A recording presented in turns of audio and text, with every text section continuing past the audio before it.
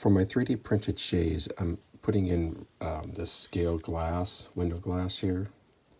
You can see that it's 7 thousandths thick.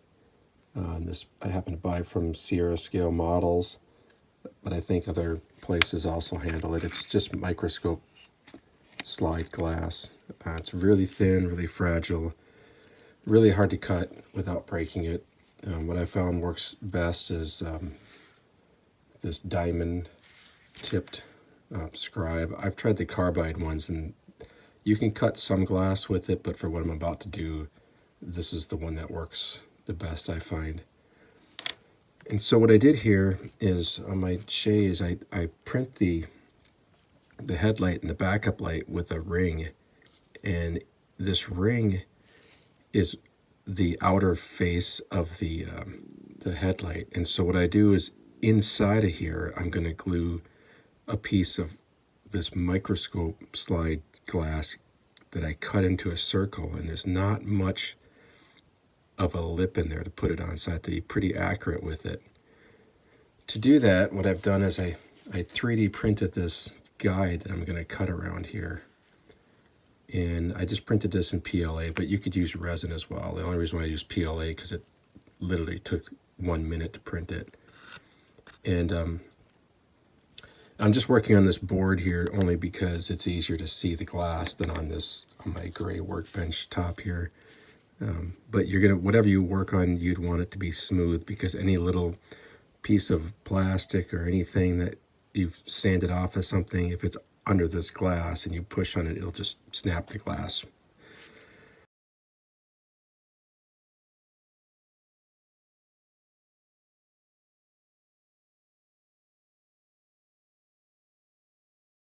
The finished glass circle, then your cutting tool, and then it cuts on the center, and then that's your finished piece of glass there. So I'm going to try to cut this here, and I think I'm going to try to not bump this camera as much as I can, but the tool is taller than the camera, so we'll get going here. One thing I did on the end of this this cutting template is I put a little piece of double-sided tape on here, and I have to peel off the so I put a piece of double-sided tape on here, and this is just the backing piece. And the reason why I did that is to make it so the tool won't slip off the glass. So I don't know if you can see, there's a little piece of a little square of tape on there. And I'm just going to kind of get rid of some of the stickiness there. And so I'm just going to find I'm going to go close to the corner here, and we'll start cutting some really short little cuts with this tool. Of course, it's going to work better with this tool to be straight up and down, so I'm going to have to slide this a little bit away from the camera here. Get it kind of centered back in here again. Now I'm going to use, so I don't have my big fat finger in the way there, I'm going to push down on it with this file here. Normally I'd probably be pushing it with my finger, but then you'll never see what I'm doing here. Now, see, it's going to be hard to do it here without making too much of a mess, but I'm going to try to keep this tool straight up and down. So the first couple of cuts, I'm just going to reduce the size of this piece of glass. So we get rid of that. And then I'm going to take a little bit off here. The nice thing is that I can get really close to that tool and not worry about running into the area I'm keeping, because I'm keeping what's underneath the template. So now I'm going to cut off a piece here. And I'm just barely putting any pressure on that. The tool is pretty much cutting on its own weight.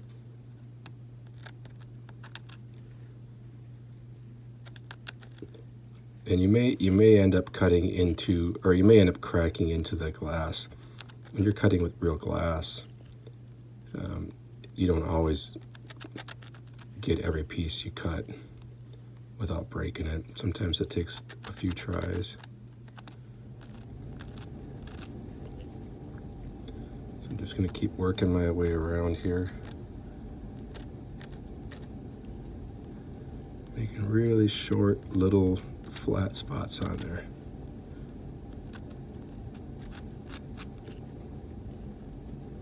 Get rid of this big corner here.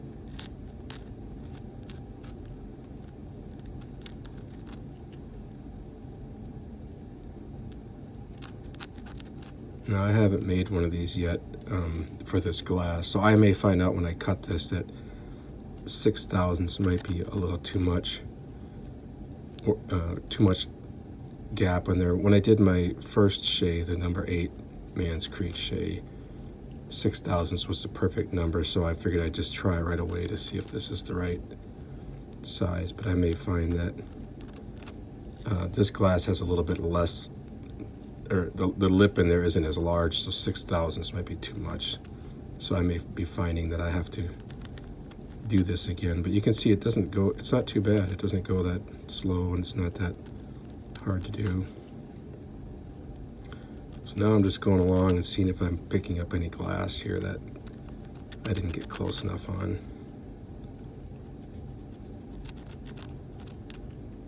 And then once I get all the way around here, the trick's going to be to try to get this off this tool without breaking the glass.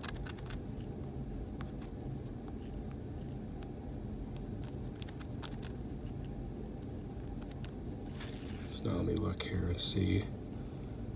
You can see it's pretty consistent around the outside edge of that. If you're looking up here where there's the shine in the, see I got it pretty round. It didn't break it. There's a little piece sticking out right here.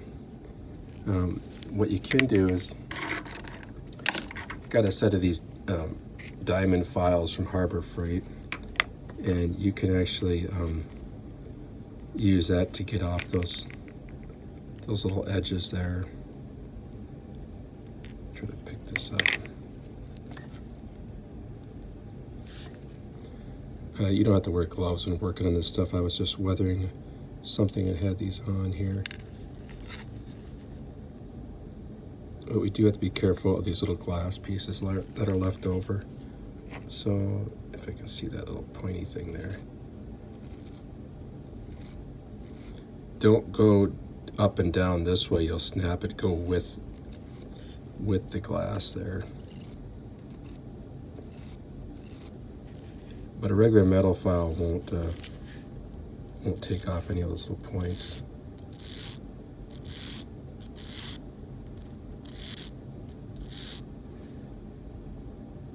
And I'm just using, I'm tipping it this way because you can see that shine will show you where your edges are.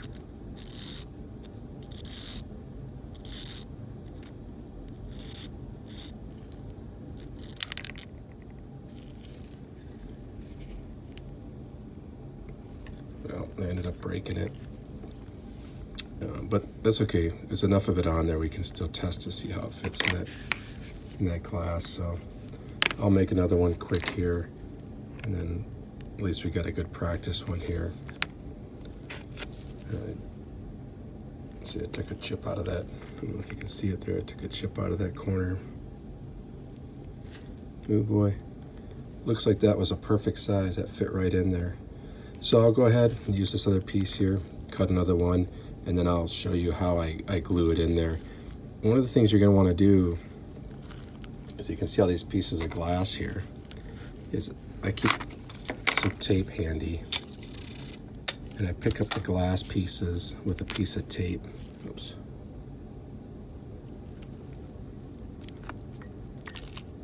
And then I take the piece of tape and I fold it over itself. These glass pieces, if they get on the floor or in your hand or in your foot, you're going to have a hard time getting these out without them just crumbling, and more than likely you'll end up going to a doctor's office to have them taken out. It's really hard to get glass slivers out. So make sure you be very careful with your cut off scraps and put them in a piece of tape like that, and then throw them in the trash. So let me get this other one cut out quick, and then we'll glue it in. I'll show you the trick I use for gluing it in. Okay, the second piece is done. Went a lot better, being able to work without the camera in my face and able to hold on to the part with my fingers. Also helps the cutting tool straight up and down, which I can't do under the camera. So now I'm going to go ahead and I'm going to get this piece off the cutting tool. I'm just going to use a razor blade, but again, I'm going to have to take it off camera so I can get a better look at what I'm doing here. I'll just slide it in between there. Maybe I can get it here. We'll see what happens here. Hopefully I took enough of the stickiness off of that. I can just get it off of there.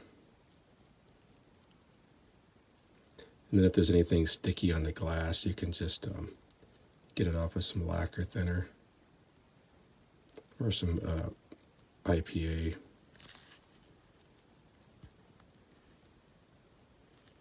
It's stuck on there pretty good. There we go.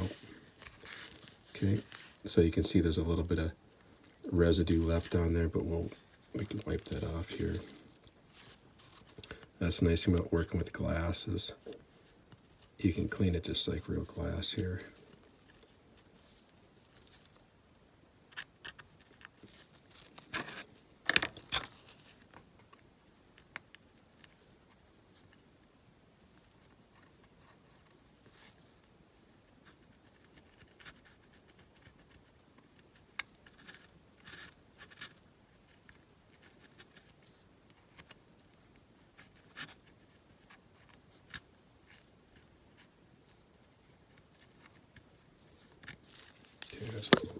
Oops.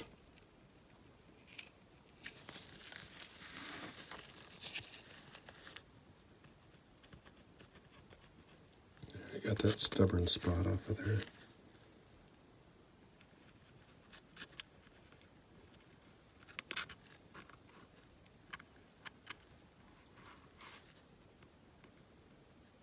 Okay.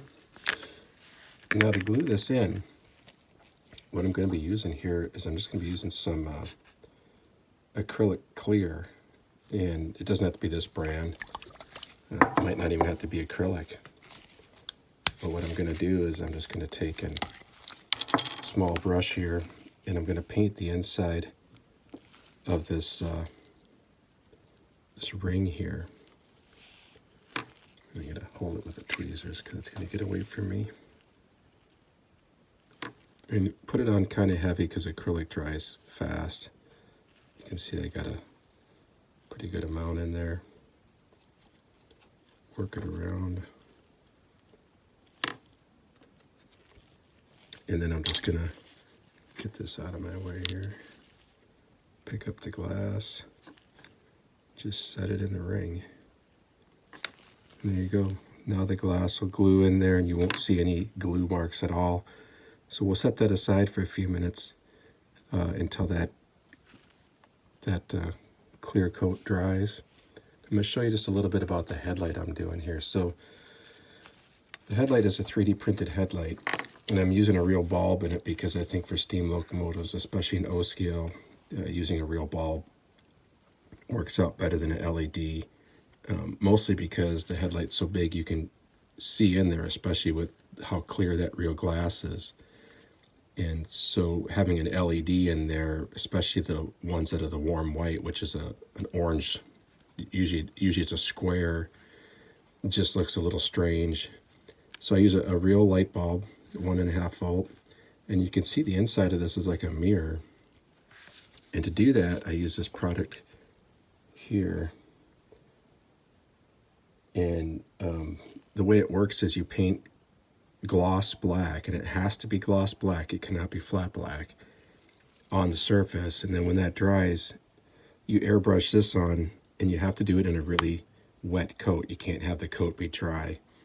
And I actually have it sit flat like this, and I spray down inside of it, and then the coat will flow real smooth, and it produces that mirror-like finish inside of there. And so when this thing lights up here, I'll throw a battery on it. It really has a really nice look of a real headlight that a steam locomotive would typically have. And then when it's off, of course, it looks like a real headlight also. So what we'll do is we'll use the same method of the gloss coat as I'll paint it around the perimeter here. When that all dries, then I'll actually paint a flat finish on the outside seam so you can't see the gloss coat. The reason why I use gloss is that if it gets on the glass and it dries, you don't see it. If I do flat, it'll look, you'll see it on there. Now it is glass, and if it's on the outside, you can clean it off. But if it's on the inside, it'll be there forever. So when I get this all glued up and finished up, then I'll show you the results. So here's the finished headlight. Here's how it turned out. You can see the shine going across the glass there. You just don't get that using clear styrene.